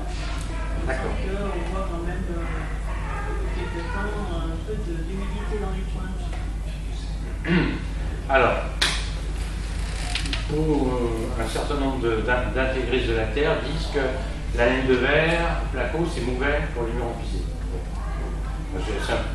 Pour moi, j'appelle ça des intégristes parce que c'est lié à aucune observation réelle. Voilà. Donc, le problème de l'humidité, je vous ai montré, elle vient du bas. Si vous mettez à l'intérieur une laine de... Et l'humidité, si vous vous rappelez mon schéma, l'humidité, j'ai fait l'évaporation qu'elle est sur l'extérieur. Parce que le plus d'évaporation se fait sur l'extérieur. Donc si vous mettez à l'intérieur une laine de verre avec du placo, avec un pare-vapeur, comme ça s'est fait pendant longtemps, ça va bloquer l'humidité intérieure, mais ça ne va pas bloquer l'humidité extérieure. Si vous rajoutez un endurcissement, bon. Mais pour moi, ça ne pose pas de problème majeur. Après, si vous avez des moisissures dans les angles, c'est qu'il y a un problème de renouvellement d'air et il y a effectivement un peu d'humidité. Ça peut être qu'on termine dans les... Souvent, quand c'est dans les angles, c'est un manque de renouvellement et qu'il y a quand même un peu trop d'humidité à l'intérieur. Mais c'est pas en mettant un déshumidificateur que vous allez résoudre le problème. Il faut ventiler un peu plus et voir qu'est-ce que vous avez comme enduit extérieur. Est-ce que... C'est un enduit qui est très ancien, donc s'il y a besoin de chaud, il y a le problème de la chaux, c'est qu'on a arrêté quasiment d'utiliser après la Seconde Guerre mondiale, parce que comme il fallait tout reconstruire la France, donc on a énormément produit de ciment et on a mis tous les enduits extérieurs. Comme vous avez des enduits très épais et très durs à l'extérieur, c'est des enduits ciment. Voilà. Qu'il faut enlever quand on a des problèmes d'humidité. Si on n'a pas de problème d'humidité, c'est pas obligatoire de les enlever. Sauf éventuellement juste en bas, de les enlever au niveau du soubassement, parce que c'est l'endroit le plus important qui doit respirer, c'est pas le reste. Et donc isolation, alors après, isolation intérieure, isolation extérieure, quel type de chauffage, etc. Donc moi je suis pas pour l'isolation par l'extérieur, parce que bon, pour simplifier, on dit maintenant la mode c'est l'isolation par l'extérieur. On ne prend comme exemple que les maisons en béton, avec plancher béton et murs en parpaing. Voilà, on prend ça et du coup on dit il faut isoler par l'extérieur ces maisons-là. Ok, mais du coup on le met partout, pour toutes les maisons. C'est comme le problème d'étanchéité à l'air. Maintenant la mode c'est l'étanchéité à l'air. Pourquoi on a dit ça pour les maisons au 7 turbois. Les maisons au 7 turbois c'est une passoire. Donc il n'y a pas d'étanchéité à l'air, donc il faut mettre absolument l'étanchéité intérieure. Ok. Une maison en parpaing, une maison en béton, une maison en pierre, une maison en pisé, c'est étanche à l'air. Une maçonnerie est étanche à l'air, sauf si c'est une maison en pierre avec plein de trous entre les pierres. Okay. Mais une maison ancienne et une maison en maçonnerie est étanche à l'air. Donc il n'y a pas de problème d'étanchéité à l'air, sauf s'il y a des problèmes au niveau des menuiseries, etc. Et pas au niveau des murs. Donc voilà, donc moi sur l'isolation, je préfère l'isolation intérieure que l'isolation extérieure. Après, ça dépend de chaque cas, ça dépend. Quand je vois le budget, le problème c'est d'une isolation par l'extérieur, c'est qu'on va mettre sur un mur humide, parce que personne n'aura analysé, on va mettre sur un mur humide, on va mettre une isolation par l'extérieur. En plus, ça, quand il y a quelques polystyrène, même dans le coin. Donc c'est sûr que là c'est une catastrophe, bien que j'en ai pas encore vu tomber. J'en ai pas encore eu dans mon panier de maison. L'isolation par l'extérieur, ça pose plein de problèmes et ça ne résout pas du tout les ponts thermiques. Donc, je suis totalement. Donc, isolation par l'intérieur, c'est possible, une isolation écologique, c'est bien. Il y a un très bon article, même s'il ne va pas en bout de tous les problèmes qui viennent de sortir, si éventuellement des gens sont intéressés. Ça a été fait par un journaliste avec une recherche qui se fait sur l'NTP, c'est plus récent sur l'isolation. Si il y a des gens qui sont intéressés, je peux leur donner c'est un peu compliqué à lire, mais ça se lit quand même très bien, mais ça ne résout pas tout. Voilà, il parle d'isolation par l'extérieur, après en disant que c'est mieux, et puis après il ne parle que d'isolation par l'intérieur. Ça m'amuse un petit peu, mais voilà. Donc là-dessus, tout n'est pas résolu. Il y a des maisons sans isolation qui fonctionnent, qui sont chaudes. Et il y en a d'autres qui sont bien isolés, on a du mal à chauffer. Donc il y a encore des choses au niveau comment fonctionne le mur en pisé, c'est pas clair encore. Voilà. Oui. Madame était avant. Je voudrais savoir quand il y a eu, comme vous disiez tout à l'heure, des hausses de trottoirs et tout ça, qu'est-ce que vous faites dans ces cas-là pour combattre la sécurité? C'est installé depuis longtemps en fait. Moi, par exemple, on ne voit pas la pierre. Il y en a partout, des problèmes comme ça. Je l'ai un peu montré quand j'ai montré la photo de reprise où on faisait la porte et la fenêtre pour reprendre. Si on a un pisé qui est allumé, alors soit on attaque la mairie, oui, mais ça se fait. Hein, il y a plusieurs dossiers comme ça où les gens ne gagnent pas toujours. S'ils ont un bon avocat, c'est compliqué, mais sinon. Si on ne peut rien faire contre la réhausse de route et que le pisé est attaqué, il faut remplacer tout le pisé attaqué, c'est-à-dire, donc là j'ai une solution, on remplace 50 cm de mur sur toute l'épaisseur. Et là j'ai une maison, j'ai 25 mètres de mur à reprendre. Je n'ai encore pas dit à à la propriétaire de ce qu'il va falloir, mais sans doute un petit peu. Le problème du pisier qui est abîmé, c'est qu'il ne s'est pas abîmé en un an. Comme je vous parlais des problèmes d'eau, d'humidité, il y a des fois des maisons où vous avez un chauffe-eau qui éclate, et puis vous avez, ou un dégât des eaux, vous avez 1000 litres de, pas un chauffe-eau, mais on peut avoir une masse d'eau énorme qui vient mouiller un mur. En fait, comme c'est instantané et que si vous arrivez à faire sécher le mur, on va en reparler, le mur il n'a pas eu le temps de perdre sa résistance. Par contre, avec les problèmes de gel et des gels, il gonfle, il dégonfle, il gonfle, il dégonfle, ça sur des années. Et là-dessus, moi, en tant qu'expert judiciaire, je ne peux pas dire, on verra bien si ça sèche. Le mur va sécher, mais il ne va pas prendre sa résistance. Donc moi, je ne peux pas me permettre de dire, je ne sais pas, là c'est clair, on reprend. Et vous remettez donc on remplace, en fait, comme alors vous avez un soubassement de 50 cm, vous pisez dessus. On va dire la route est rehaussée, et votre pisé il est allumé sur 30 cm, grosso modo. Et bien en fait, on reconstitue une maçonnerie, donc c'est comme si on faisait un soubassement. Donc du coup, vous avez le pisé qui du coup sera beaucoup plus haut, puisque vous aurez tout remplacé. Donc on remplace tout par une maçonnerie. Ça coûte très cher. Sur la largeur des murs. Sur la, ah ouais, alors ça, absolument. Vous avez fait une bonne remarque. J'ai eu du bon. Oui. J'ai eu l'occasion, ça fait 30, au départ, on avait le pisé était grave plutôt sur l'extérieur à cause du gel. Donc il était grave petit à petit. Et en fait, le phénomène continue. Si vous reprenez que l'extérieur, vous n'avez pas résolu la cause. Vous remplacez, vous mettez une attelle en mettant des parpaings ou des briques. Le problème, c'est que derrière, les causes continuent. Donc j'ai plein de cas comme ça où des maisons se sont effondrées 30 ans après, parce que le temps que le reste, et puis le mur il tient à un tiers, parce qu'on a remaçonné, donc ça tient un petit peu, mais le reste continue, et un jour ça s'effondre. Donc les reprises sont toutes les questions du mur. Et quelle est la nature de la maçonnerie? Alors moi j'avais tendance à faire en brique, mais quand les gens n'ont pas de budget, c'est en parpaing. Donc parpaing creux, et surtout pas du béton coulé. Parce que le béton coulé, vous allez ramener, quand vous le coulez, vous ramenez beaucoup d'humidité, donc vous allez remuer ce qu'il y a au-dessus. Donc simplement des parpaings. Donc en fait, je pourrais montrer l'exemple. En fait, on fait un trou, alors ça fait peur à tout le monde, c'est bien. On fait un trou de 50 cm de large sur l'épaisseur, et donc on fait un trou, comme on a fait un petit trou, on va dire. Le reste du mur tient, donc il n'y a même pas besoin d'étayer, donc c'est pour ça que c'est une solution que j'utilise en ciment qui coûte pas cher. On fait un trou de 50 cm et on maçonne 2 parpaings et puis 2 briques, et comme c'est 2 hauteurs, on en met 2 autres dans le centre. Donc on fait des petits piliers, tous les 2,50 m. Et en fait, chaque pilier reprend les charges du reste. Parce que les murs, généralement, sur 50 m, il faut 45. Voilà. Oui. Donc vous mettez 2 agglos, voilà. l'un à côté de l'autre. Voilà. Absolument.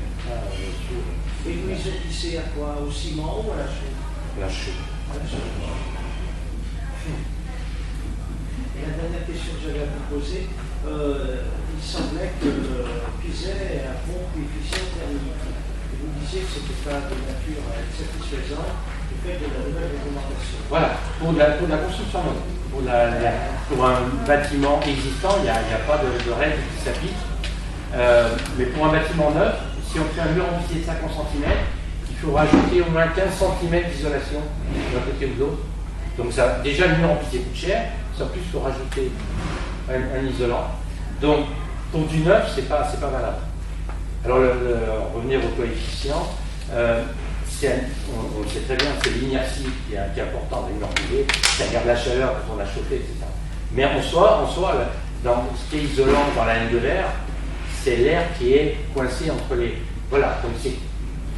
Plus un matériau a d'alvéole, plus il est isolant.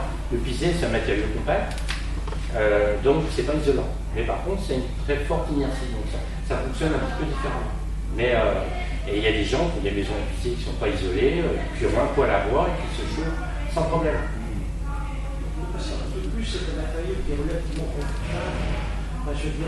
Et écologique. Ah oui, bien sûr, oui, c'est pour ça que je vis dans une maison pisée, que je m'occupe de ça depuis 30 ans. Je pense que c'est un matériau. Et l'intérêt, c'est que pour la maison neuve, on a vu un peu des salles des fêtes, etc. Pour faire un bâtiment neuf, on mécanise. On prend des grands coffrages comme du béton. La salle des fêtes qu'on a fait un coffrage de 15 mètres de long et on a des engins pneumatiques. Donc on montait la terre avec un élévateur, on jetait la terre. Alors maintenant, il y a des gens qui ont mis au point des godets pour répartir, pour mettre la bonne quantité de terre, parce que grosso modo, on met 15 cm de terre et on la compacte. Maintenant, on a ce qu'on appelle des foulards pneumatiques, donc vous allez beaucoup plus vite. Mais il y a quand même beaucoup de main-d'œuvre. Voilà. Mais donc, du coup, ça se mécanise beaucoup plus qu'un mur en pierre. Imaginez mécaniser un mur en pierre, on ne sait pas faire encore. On appelle ça du béton. Mais le pisé peut se mécaniser, donc on peut gagner en coût. Donc c'est pour ça que c'est un matériau que vous prenez sur place. Donc ça a plein d'intérêts. Il y a peut-être un intérêt dans les pays comme l'Afrique, où il y a beaucoup de latérite. Donc la latérite mélangée du ciment, est-ce que ça peut faire un bon matériau? La latérite, c'est un type de terre bien particulier. Je peux vous dire qu'il y a des gens qui travaillent de partout sur la construction neuve en terre dans le monde, notamment les Chinois qui sont en train de faire des bâtiments énormes, mais en Australie, ils en ont fait beaucoup, en Allemagne, ils s'en ont fait, Allemagne et Autriche. Voilà, il y a des gens partout, en Espagne. Voilà, il y a plein de pays qui reconstruisent en terre, mais c'est anecdotique, mais ça peut être un avenir. Oui, dans le moment la terre, elle est inépuisable. Est-ce que la latérite, ça devient pas du Oui. Là-dessus, la latérite, je ne connais pas assez pour savoir comment on peut l'utiliser. C'est une terre rouge. Oui, non, mais c'est bien. Oui. On peut faire des sols damnés. Mais pour l'utiliser en mur, je sais pas. Oui. Le salpêtre, on peut le combattre. Je crois que la fin. Le salpêtre, oui. on peut le combattre. Alors, il y a une solution très simple, c'est d'acheter une balayette et une pelle, et vous balayez. En fait, c'est un peu comme le sel de cuisine, qui chope l'humidité. Donc, quand vous avez du sel sur un mur, il absorbe l'humidité de l'air aussi. Donc, si vous balayez votre sel, vous allez petit à petit purger le mur. Voilà. Donc, c'est vraiment la solution la plus simple. Le problème, c'est. L'accepter. Il faut accepter le salpêtre. Alors voilà, il faut accepter le salpêtre, tout à fait. Alors j'ai imaginé un jour quelque chose, puis je suis pas le seul à avoir imaginé, mais je suis parti d'une plaie à force de la montrer. J'avais une plaie, j'ai mis de l'argile. Tout d'un coup, je me suis dit, mais voilà, on met de l'argile sur une plaie pour tirer les bactéries. Pourquoi pas tester ça sur un mur? Donc j'ai fait chez moi, j'ai fait sur un petit soubassement en pierre qui était mis dans ma cuisine, j'ai mis de l'argile. Et en fait, je me suis rendu compte qu'il n'y a pas que moi qui avais imaginé ça. L'argile va petit à petit sécher en pompant le sel. Et au bout d'un mois, l'argile était tout sec, était tout blanc. Et en fait, il tombe, parce qu'il est sec. Donc je l'ai fait tomber, et dessous, mon mur est beaucoup plus sec.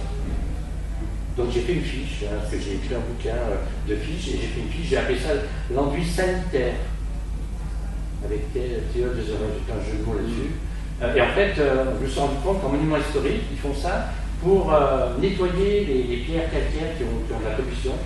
Ils mettent de l'argile, les bactéries comme ça. Donc on pourrait. Donc je le dis aux gens, il faudrait arriver à faire des tests là-dessus, voir vraiment ce qu'on récupère. Alors, il y a d'autres gens qui ont. C'est un truc qui est connu, on appelle ça les enduits sacrifiés. Peut-être que les gens qui ont entendu ça. En fait, quand on avait un mur qui était salpêtré, on faisait un enduit à la chaux, on attendait qu'il se remplisse de sel, et on l'enlevait, et on en faisait un autre. C'est pour ça que l'enduit est sacrifié. Mais ça oblige à prendre un maçon, ça oblige à acheter de la chaux, et voilà. L'intérêt de prendre de l'argile pure, je pense qu'en plus, elle tire beaucoup plus les bactéries. L'argile dans le coin, avec les carrières de Sainte-Foy, vous allez leur demander de l'argile, ils vont rigoler, mais voilà. Donc, tartiner de l'argile, vous attendez qu'il sèche, vous l'enlevez. Voilà. J'aimerais bien arriver à faire un protocole sûr, faire ça éventuellement avec des ingénieurs, mais je ne sais pas encore. Mais je pense que ça marche bien. Voilà, surtout pas. Et alors, quand on fait un chantier, pendant le chantier, bien ventilé avant d'aller mettre toute la cour ou n'importe quoi. Même si vous faites un angle à chaud sur un mur qui est salpêtré, le salpêtre va ressortir et va ronger la chaux. Donc, si possible, pendant tout le temps du chantier, c'est balayer. Et moi, je fais des choses aux gens, vous avez dans votre état, dans votre cas, du salpêtre, et bien vous allez une fois tous les 3 mois, puis vous balayez, c'est pas cher. C'est vrai, c'est déjà ça. Ah oui, on ne pensait pas, oui. Petit à petit, le mur, ça ne va pas revenir pendant 100 000 ans, parce que si en plus vous traitez les problèmes d'humidité, le salpêtre remonte, parce que c'est des sels qui sont dans le sol, il remonte avec l'humidité. Si vous traitez l'humidité et que vous enlevez le salpêtre, il y a un moment où le mur va sécher, et votre salpêtre, il n'y en aura plus. Donc à un moment, ça va se stagner.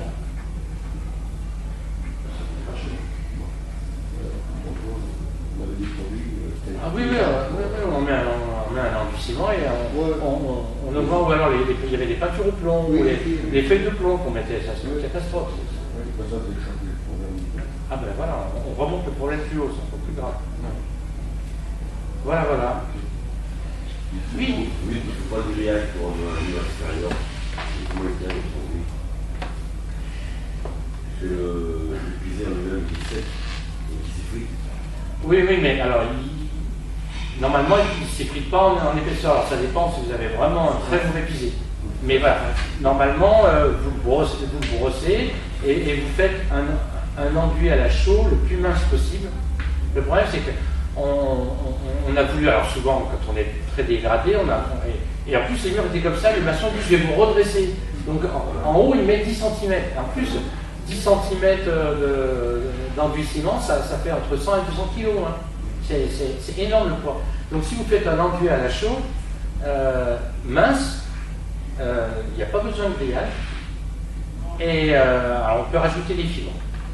Donc soit il y a soit des fibres de verre, soit on peut mettre des trames, soit on peut mettre du chanvre. Donc maintenant, on fait toutes les recharges sont faites avec de la terre et du chanvre. Alors, le problème, c'est que vous trouvez l'entreprise qui fait ça. Il y a une maison qui travaille comme ça. Ah ouais, c'est bien. Ah ouais, c'est bien. Oui, mais le problème des façadiers, là, en 2 mois, je suis allé voir 2 maisons où les gens. Alors, l'une, c'est un maçon du coin qui a fait un enduit, il est tout fissuré, et l'autre, c'est un client qui a fait faire un enduit par un autre maçon, un façadier, tout fissuré au bout de 15 jours. Avec un grillage. Alors, le problème, c'est que c'est extrêmement compliqué si on rentre dans le domaine des enduits, mais il y a des enduits ce qu'on appelle prêts à l'emploi maintenant, ce que prennent tous les façadiers. Voilà. On vous marque enduit à la chaux, et dedans, il y a 5% de chaux. C'est fabuleux, ça. Voilà. Donc, à Chevrières, l'enduit qui a été fait, le maçon a fait une sous-couche à la chaux, et il a mis par-dessus un enduit à base de ciment. Donc, il a fait là, voilà. Et du coup, l'enduit est tout fissuré, au bout de 15 jours, tout fissuré. Avec un grillage. Donc, le grillage, donc là, le maçon, il a dit qu'il faut refaire. Mais le problème, c'est que comme il a mis un grillage, s'il faut tout casser l'enduit avec le grillage, avec les pointes, on va encore dégrader encore plus le mur. Voilà. Donc là, la solution que j'ai trouvée, c'est on râpe la finition qui, elle, n'est pas adaptée. On attend 6 mois et on refait une couche à la place de l'enduit inadapté. Voilà. C'est pas simple du tout, c'est un des gros problèmes que j'ai en expertise, c'est qu'il y a j'ai pu commencer à avoir plein d'expertise avec des problèmes d'enduit, et il n'y a pas de solution miracle. Pour l'idéal, pour accuser, c'est bien. Ça, c'est. Oui, encore, il faut aller voir quel enduit à la chaux. Là, moi, je vais. Ouais, mais quand vous êtes client, vous faites confiance au maçon, c'est vrai. Oui, mais le maçon, il va voir son négociant qui lui dit, tu prends ça, c'est très bien. Oui, non, mais. Alors, je vais essayer, comme j'ai une jeune architecte en stage chez moi, je vais essayer dans les 2 mois où je vais, là, de reprendre les listes de tous les produits qui existent et essayer de mettre en face sa caractéristique pour savoir si. Parce qu'il y a effectivement un domaine très complexe. Alors, il y a des entreprises spécialisées qui font des enduits à la chaux, sans grillage, complètement à la clé. Il n'y en a pas beaucoup d'emplois. Il y en a une à l'Arbrel, une à côté de l'Arbrel.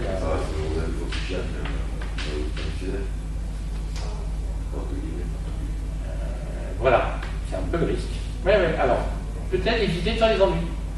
La solution, c'est... Voilà. Parce que moi, j'ai un mur en pisé, bon, il est pas en bon état, il est sec. Il est pas en bon état, c'est quand même pour lui donner un certain cachet. C'est vrai, oui, je suis bien. Et plutôt chaud aérienne, plutôt qu'hydraulique sur un endroit. Il faut une chaux naturelle. Elle peut être voilà, aérienne, hydraulique. Voilà, elles sont. Attention à la chaux aérienne. Je connais bien, j'ai écrit un bouquin sur la chaux. La chaux aérienne, comme son nom l'indique, elle durcit à l'air. Si elle est en milieu humide en bas et que vous la faites à l'automne, elle peut geler pendant l'hiver parce qu'elle n'a pas le temps de durcir. Si vous prenez une chaux hydraulique naturelle, elle est très bien. Il ne faut pas qu'elle ait une forte résistance. En une pas trop élevée. Après, c'est fonction du dosage, de l'épaisseur, de l'eau que va mettre le maçon et de la rapidité où il va mettre en œuvre. Voilà, donc il y a plein de critères. Il faut lui faire un cahier des charges de 12 pages.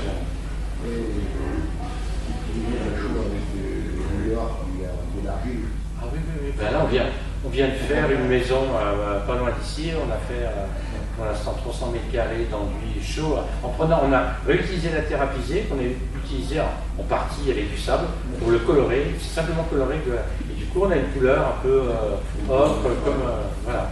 Donc, en utilisant juste une question, excusez-moi, si on met une partie en parfum sur le dos, puisque nous on avait fait un rajouter. Oui, oui, oui. Ça peut s'accrocher sur le parfum. Ah oui, oui, il faut faire une sous-couche à la chaux assez dure sur le parpaing et après une finition qui peut être. Ah oui, la même, hein, oui, oui.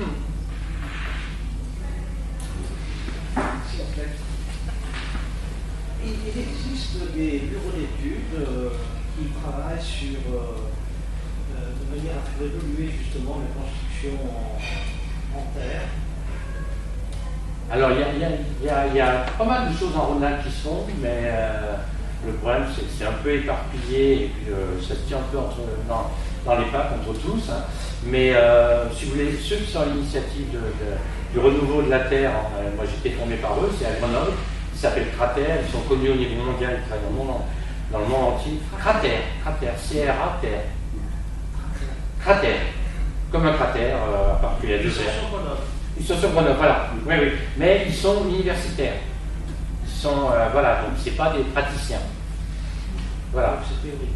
Voilà, c'est théorique, mais enfin bon, ils ont une bonne théorie.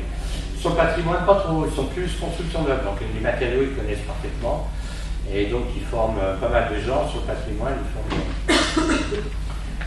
Donc il y a eux, après eux, il y a l'école, l'ENTPR, l'école d'ingénieurs de Lyon, l'INSA de Lyon qui a travaillé, et donc il y a d'autres gens qui sont à l'INAVO, on appelle ça les grands ateliers, il y a un organisme qui fait des recherches, voilà, un peu sur la thermique, un peu sur le matériau, donc il y a des gens comme ça, et sinon il y a un bureau d'études de structure qui est à Grenoble aussi, qui fait des projets de construction neuve en terre.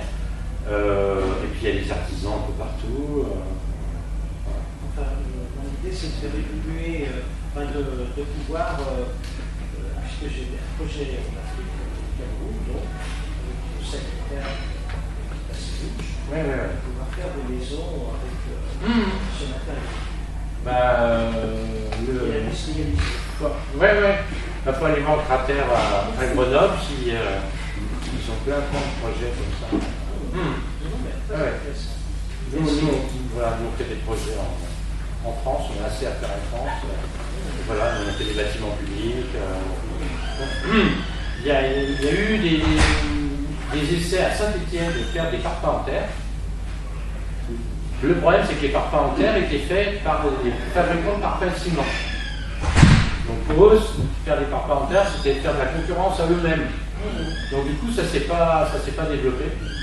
Mais moi j'imaginais, par exemple, faire des murs de clôture, au lieu de faire des murs de clôture en parpaing de ciment et faire un enduit sur chaque côté, vous faites des murs en parpaing de terre et vous les laissez apparents. Et ben, ça coûte moins cher qu'un mur. Le problème, c'est que c'était le même fabricant qui faisait, donc ça n'a pas évolué. Alors, il y a des gens qui font des petites machines qui peuvent vous sortir des petits blocs de terre. Et bon, c'est pas industrialisé, quoi. Il n'y a pas. Il n'y a pas ça. Ça, c'est une solution. Voilà. L'intérêt, c'est, je vous parlais du béton coulé. L'intérêt du béton coulé, c'est que ça serait porteur et ça serait. C'est de faire des agglos en terre, tout simplement. Ah oui, mais. Puisqu'on va faire sur place. En Afrique, avec la main-d'œuvre, il existe des presses. Vous avez une presse manuelle, vous avez un moule, vous mettez de la terre et puis vous faites comme ça. Il y a plein de. Dans le monde entier, il y a des gens qui font ça. Il y a des gens vers Toulouse qui ont mis une machine, mais ils n'arrivent pas à la vendre en France. Ils la vendent, Méco-concept, Méco-concept, je crois. Vous tapez sur Internet. Et vous verrez, c'est des gens qui fabriquent une presse et ils ont des projets en Afrique. Méca-concept. Ouais. Sur Toulouse. Ouais. Vous êtes là tout à l'heure? Oui, je suis là, j'ai un stand, vous venez, vous me redonnez votre nom, puis moi je vous enverrai, vous me donnez votre mail et je vous enverrai leur mail. Ouais, vers Toulouse. Oui, mais il y a pas mal, il y a plein de petites choses qui se font comme ça. Hein. Voilà. Merci.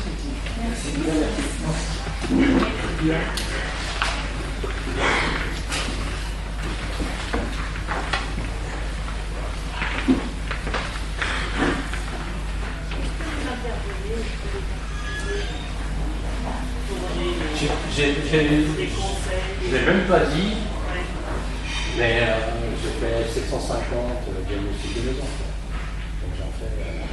J'en fais une à deux par semaine. C'est toujours bien de savoir si on a des points de. Voilà, Après, des fois, je dis, mais c'est parfait. Non, mais j'ai fait pour une dame à Belleville sur Saône. Je lui dis, mais à votre maison, il n'y a rien. Il dit, mais trouvez-moi quelque chose. Je dis, là. Si, il y avait plein de trucs. Il y a des fois où il n'y a pas grand-chose. Il y a des fois où c'est. Donc, chaque cas peut être complètement différent. Hein, donc, on vous appelle. J'ai pris un numéro, c'était celui-là, sur votre stand là-bas. Oui.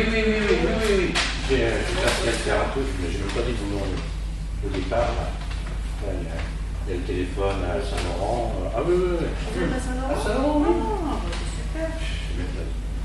Si vous l'avez dit, vous étiez sur Saint-Laurent. Et ça représente quoi comme coût? Alors, donc je regarde pas les problèmes que vous imaginez, moi je regarde tout. Oui, voilà. C'est ce que j'imaginais, parce qu'on a, vous savez, on a une ferme fermée, donc il faudrait tout regarder, l'ensemble du bâtiment. Je fais tout, et après je fais un rapport, parce que je sais faire un rapport écrit. C'est le temps. Si vous avez un problème un jour, vous pouvez éventuellement vous retourner contre moi, ça m'est arrivé. Ça ne peut pas vraiment arriver. Donc j'ai pas de problème là-dessus, mais. C'est pas ça. Non, mais l'intérêt du rapport aussi, là, je vois, parce que j'ai eu des cas où on est allé, il faisait beau, les gens étaient agréables, on papote, le voisin vient, du coup, bon, je fais des photos, puis quand je fais mon rapport après, je relativise des choses. Des fois, je suis un plus pessimiste, là, notamment sur un cas, plus pessimiste sur une maison, et d'autres fois, je dis, ah bah non, là j'étais mal luné ce jour-là. Donc l'intérêt, ça permet de poser les choses, puis on va dire, ça va être un peu comme une conférence. Je vais faire le tour de la maison avec vous, je vais discuter, et donc moi je fais un rapport systématiquement, après quand j'ai le temps, quand je prends un labo, et alors que j'ai une stagiaire, donc c'est elle qui me fait les rapports, je relis tout après. Donc je prends 400 € hors taxe, 480 TTC, et c'est, je considère que c'est vite rentabilisé. Ah oui, de faire un bilan. Voilà. Vous préparez vos questions. Voilà, vous avez cette question.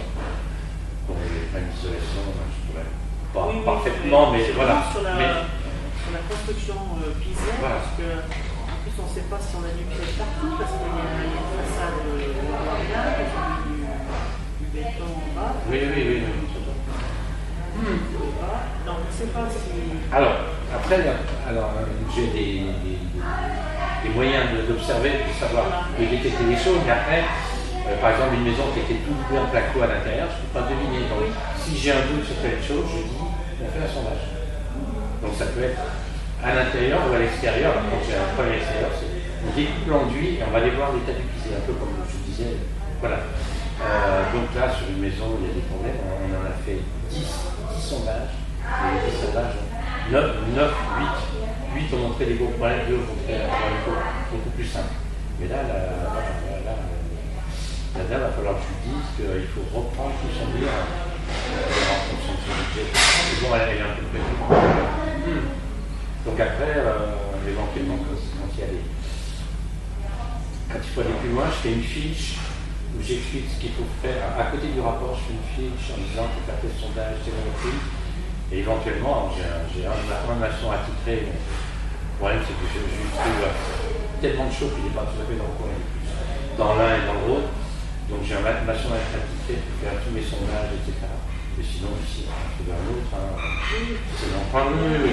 Donc, mais après, c'est le diagnostic qui dira s'il y a un problème. Travail suivant ce que vous voulez dire. Ah ben, il vaut mieux. Oui.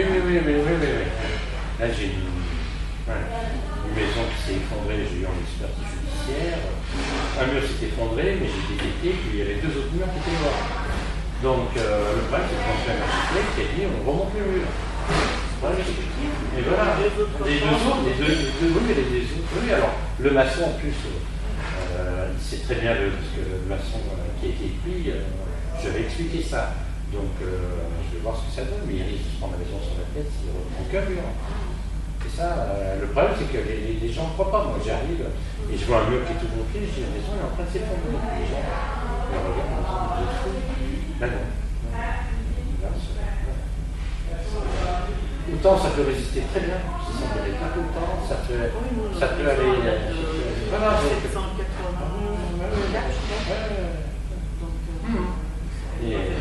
Mais elle était en plusieurs morceaux, en plusieurs fois. On voit bien, c'est pas.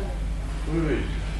Mais bon, c'est vrai qu'il y a le bâtiment d'habitation, on voit bien qu'il est plus bas que le bâtiment de la grange, quoi. Qui est parallèle. On voit bien qu'il s'est un petit peu cassé, le bâtiment de l'habitation. Mais ça, c'est pas aujourd'hui non plus. Non. Après, il faut la diviser. On dit une fissure, oui, une fissure, il y en a surtout. Sur les maisons en béton, il y en a. Ah oui. Bon, ben merci encore ça. Merci bien de votre éclairage. Merci. Au revoir.